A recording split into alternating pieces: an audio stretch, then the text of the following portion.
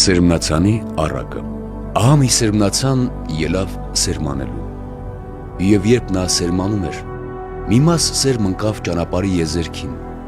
և երկնքի թռչունը եկավ և այն կերավ, և ուրիշ մի մաս ընկավ ապառաժի վրա, ուր շատ հող չկար, և իսկույն բուսավ, քանի որ հողը խորություն չուներ, երբ արևը ծագեց, խանձվեց, և քանի որ արմատներ չկային, չորացավ, և ուրիշ մի մաս ընկավ փշերի մեջ, ու փշերը բարձրացան և այն խեղդեցին, և մեկ ուրիշ մաս ընկավ պարարտ հողի վրա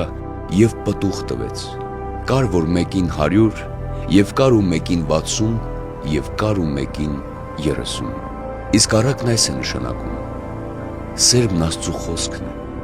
որոնք ճանապարհի եզերքին են, այդ նրանք են, որ լսում են, և ապա սատանան գալիս հանում է խոսքը նրանց սրտից, որպեսզի չհավատան և չփրկվեն, և որոնք ապառաժի վրա են, այդ նրանք են, որ երբ լսեն, խնդությամբ են ընդունում խոսքը, բայց արմատ չեն բռնում, սրանք միառժամանակ հավատում են, իսկ փորձության ժամանակ հեռանում։ Իսկ այն, որ փշերի մեջ ընկավ, այդ նրանք են, որ երբ լսում են խոսքը, աշխարհի հոգսերով, հարստությամբ և զվարճությամբ զբաղված լինելով, խեղդվում ու անպտուղ են լինում։ Իսկ այն, որ պարարտ հողի վրա է, նրանք են, որ բարի և զվարթագին սրտերով լսելով խոսքը, ընդունում են այն և հարատևելով պտուղ են տալիս։ Եվ այս ամենի վերջում Քրիստոս մեզ պատգամում է,